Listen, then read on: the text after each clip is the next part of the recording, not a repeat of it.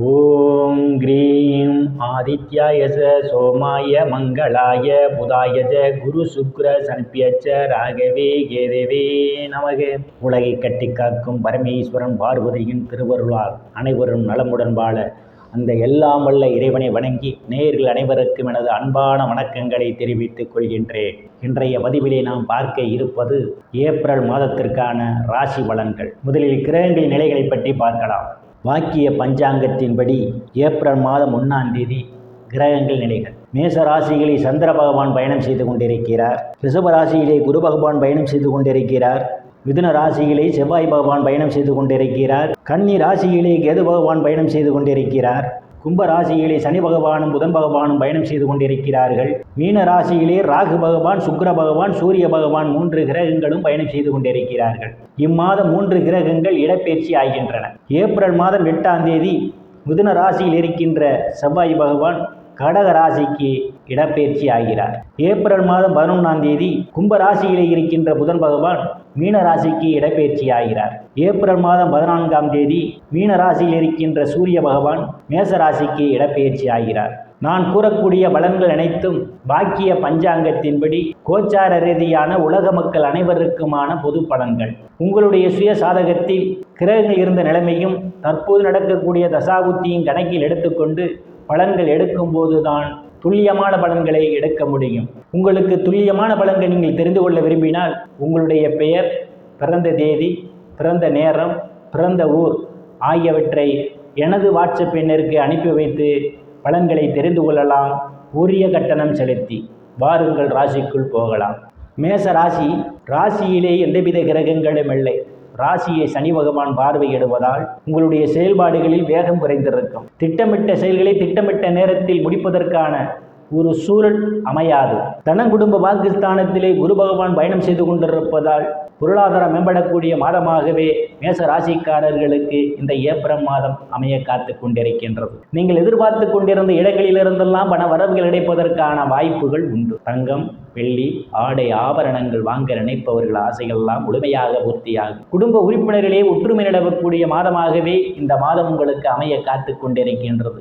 சாதுரியமாக எதையும் பேசி எளிதில் சாதித்து விடுவீர்கள். உங்களை சுற்றி உள்ளவர்களெல்லாம் உங்கள் பேச்சுக்கு மதிப்பு மரியாதையும் கொடுப்பார்கள். தைரிய வீரியஸ்தானத்திலே இம்மாதத்தினுடைய முற்பகுதியிலே ராசிநாதன் பயணம் செய்து கொண்டிருப்பதும், தைரிய வீரிய ஸ்தானாதிபதி புதன் பகவான் லாபஸ்தானத்திலே இம்மாதத்தினுடைய முற்பகுதியிலே பயணம் செய்து கொண்டிருப்பதாலும் தைரியமாக எதிரிகளை வெல்லக்கூடிய ஆற்றல் உங்களுக்கு உண்டு. இளைய சகோதர சகோதரிகள் மூலமாக சிலருக்கு பொருளாதாரம் மேம்படும். இளைய சகோதர சகோதரிகள் உங்களுக்கு பக்க பலமாக இருப்பார்கள். அவர்களால் அனுகூலமான பலன்களே உங்களுக்கு உண்டு. சிலருக்கு சிறு குறு பயணங்களால் அனுகூலமான பலன்கள் உண்டு. சிலருக்கு கடித போக்குவரத்தால் செய்திகள் வந்து கிடைப்பதற்கான வாய்ப்புகளும் உண்டு. சுகஸ்தானத்தில் எந்தவித கிரகங்களும் இல்லை.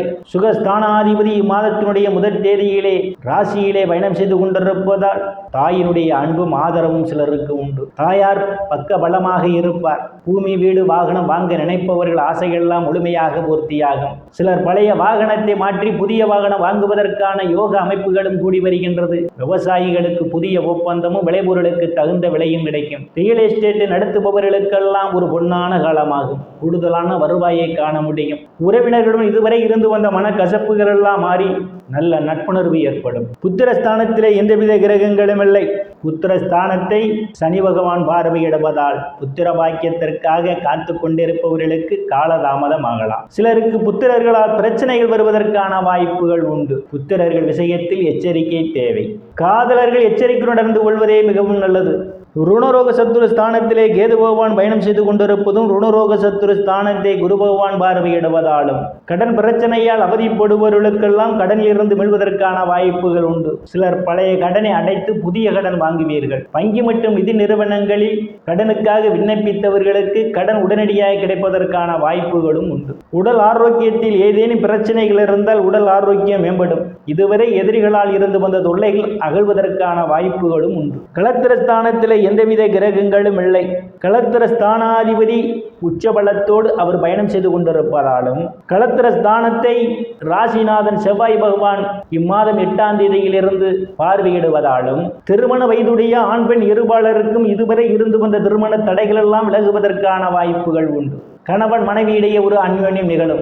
வேலை விஷயமாகவும் கருத்து வேறுபாடு காரணமாகவும் பிரிந்த தம்பதிகள் எல்லாம் ஒன்று சேர்வதற்கான வாய்ப்புகளும் உண்டு. இதுவரை பங்காளிகளுடன் இருந்து வந்த பிரச்சனைகள் எல்லாம் தீர்ந்து பங்காளியுடன் நல்ல நட்புணர்வு ஏற்படும். கூட்டுத் தொழிலே அபரிவிதமான முன்னேற்றத்தை காண முடியும். கூட்டுத் தொழிலை கூடுதலான முதலீடு செய்து அதிக வருவாயை காண்பதற்கான வாய்ப்புகளும் சிலருக்கு உண்டு. அஷ்டமஸ்தானத்திலே எந்தவித கிரகங்களும் இல்லை. அஷ்டமஸ்தானத்தை குரு பகவான் பார்வையிடுவதும் சனியினுடைய பார்வையும் அஷ்டமஸ்தானத்திலே விடுவதால் சிலருக்கு எதிர்பாராத நேரங்களில் எதிர்பாராத இடங்களிலிருந்து எதிர்பாராத பண வரவுகள் கிடைப்பதற்கான வாய்ப்புகள் உண்டு. சிலர் உயில் இன்சூரன்ஸ், கிராஜுவிட்டி, போனஸ் போன்றவைகளால் சிலர் ஆதாயத்தை பெறுவீர்கள். இருந்த போதிலும் தேவைகள் இல்லாமல் அடுத்தவர் பிரச்சனைகள் தலையிடுவதை தவிர்த்துக் கொள்வது நல்லது. இல்லையேல் உங்களுக்கு மன உளைச்சல்கள் ஏற்படுவதற்கான வாய்ப்புகள் உண்டு. சிலருக்கு வம்பு வழக்குகள் தேடி வரும். எச்சரிக்கை தேவை. பாக்கியஸ்தானத்தில் எந்தவித கிரகங்களும் இல்லை. பாக்கியஸ்தானாதிபதி குரு பகவான் தனங்குடும்ப வாக்குஸ்தானத்திலே பயணம் செய்து கொண்டிருப்பதால் தந்தையினுடைய அன்பும் ஆதரவும் சிலருக்கு உண்டு.